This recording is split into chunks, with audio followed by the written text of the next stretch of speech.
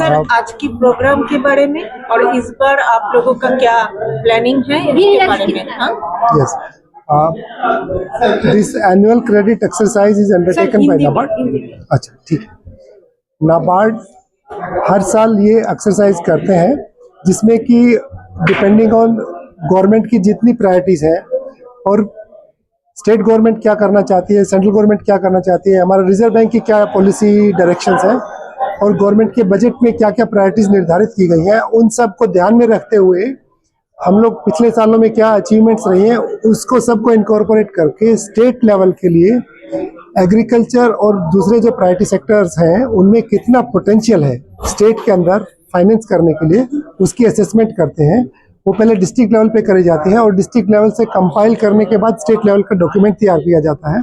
इसको हम state focus paper कहते हैं और वो स्टेट फोकस पेपर हम आज के दिन 26-27 के लिए अगले साल के लिए हमने आज प्रस्तुत किया है।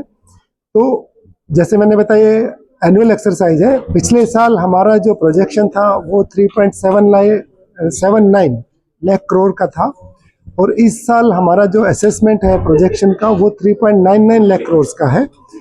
इस प्रोजेक्शन के बेसिस पे स्टेट लेवल बैंकर्स कमेटी फिर बैंकों के साथ डिस्कशन करके अलग अलग बैंकों को टारगेट्स एलोकेट करती है जिसको कि एनुअल क्रेडिट प्लान कहा जाता है और फिर वो अप्रैल से आगे वो प्लान इम्प्लीमेंट होने लगता है और उसके अगेंस्ट में फिर अचीवमेंट देखी जाती है।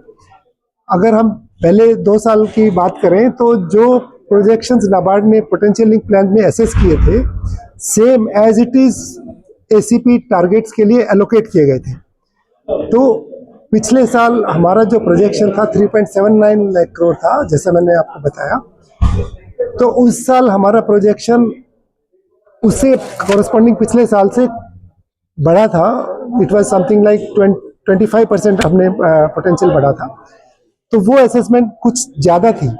तो जो एसीपी के टारगेट पिछले साल रखे गए वो 3.79 लाख करोड़ से थोड़े कम रखे गए, पहले 2 साल में बराबर रखे गए थे। तो इस साल हमारे को लग रहा है कि हमने भी जो प्रोजेक्शन पिछले साल में ज़्यादा थे तो हमने थोड़ा कोर्स करेक्शन किया है, बैंकों की बात समझी है और एसएलबीसी की बात समझी है, इसलिए इस बार हमने प्रोजेक्शन 3.79 से और 3.99 पे किया, which is a increase of about 5-6% only. तो we are very much hopeful कि इस साल के जो हमारे प्रोजेक्शन है फिर से एज इट इज जैसे 1 साल पहले अडॉप्ट किए गए थे एसीपी के लिए उसी तरीके से अडॉप्ट होंगे, इनको रियलिस्टिक समझा जाएगा और बैंकिंग कम्युनिटी जो है हमारी commercial banks, cooperative banks, RRB और state cooperative agriculture and rural development bank, they will all come together and अगले साल में हम लोग इस पोटेंशियल तक पूरा अच्छे से पहुंच पाएंगे, ऐसी हमारी आशा है। सर अब की बार क्या इंक्रीज, कितने परसेंट इंक्रीज हुए? हाँ, रफली 5-6% का इंक्रीज है 3.79 लाख करोड़ से और 3.99 लाख करोड़, जिसमें कि अगर एग्रीकल्चर सेक्टर जो हमारा नाबार्ड का डायरेक्ट एंगेजमेंट वाली बात रहती है उसकी हम बात करें तो पिछले साल हमारे प्रोजेक्शन मतलब 25-26 के लिए जो हमने प्रोजेक्शन दिए थे लास्ट ईयर वो 1,15,000 करोड़ का था। उसके अगेंस्ट इस अगले साल के लिए 26-27 के लिए जो हमने प्रोजेक्शन दिया है वो 1,37,000 करोड़ रुपए के प्रोजेक्शन दिए हैं और इस साल 25-26 में ये पहला साल होगा जब ऐसी आशा है और पूरा विश्वास है कि 1 लाख करोड़ से एक्चुअल फाइनेंसिंग एक्सीड करेगी। First time in the history of the state of West Bengal. Last year 97,000 crore पे पहुंचे थे 31 मार्च 24 की बात करें तो 25 की बात करें तो, और इस साल हम 31 मार्च 26 में 1 लाख करोड़ से ऊपर और 1,15,000 करोड़ के आसपास जो हमारे प्रोजेक्शन है वहाँ तक पहुँचने का हमारे पूरी आशा है।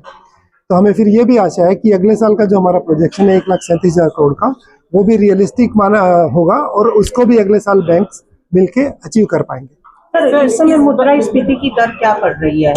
इस समय तो मुद्रास्फीति की दर बहुत ही कंट्रोल में है। आपको पता होगा कि अभी 4% 5% के रेंज में है और कंज्यूमर प्राइस इन्फ्लेशन अगर सब चीज़ें पुट टुगेदर जैसे फूड इन्फ्लेशन कम है और सब चीज़ें कम है तो it is in a very comfortable zone. RBI continuously data release करता है, गवर्नमेंट ऑफ इंडिया रिलीज करते हैं, it is coming below 4%। So RBI को जो मैंडेट है मॉनेटरी पॉलिसी कमेटी को कि हमारे को जो इन्फ्लेशन है वो 4% से 2% तक ऊपर या 2% से नीचे इस बैंडविड्थ के अंदर मैनेज करने का आरबीआई को एक्सपेक्टेशन है गवर्नमेंट ऑफ इंडिया का। और अब इस समय हमारा जो रेट ऑफ इन्फ्लेशन है that is very much with in that limit and it is a very comforting position. और जो फूड इन्फ्लेशन कम हुआ है उसके लिए हमारे जो फार्मर्स हैं उनको हम हेड्स ऑफ एंड सैल्यूट करना चाहेंगे। उनकी जो मेहनत है उसके कारण प्रोडक्शन बहुत अच्छा आया है, फार्मर्स का एफर्ट है। क्लाइमेटिक कंडीशंस सपोर्टिव रही है, मानसून अच्छा रहा है, जिसके कारण उनकी प्रोडक्शन बहुत अच्छी आई है। और प्रोडक्शन अच्छी आने के कारण ओवरऑल फूड इन्फ्लेशन जो है वो कंट्रोल में है। तो that is a comfort for the nation as a whole, for the all the citizens of the country as a whole.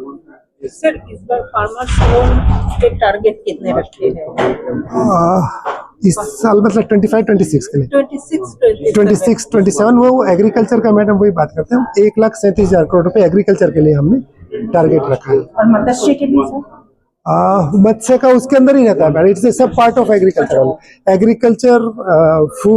और क्या अलाइड फ्लोरिकल्चर और इसके बाद fruits, vegetables, fisheries, animal husbandry, everything is covered under agriculture. All this. अच्छा अच्छा। Sir your name P के भारद्वाज, मुख्य महाप्रबंधक नाबार्ड क्षेत्र कार्यालय वेस्ट बंगाल।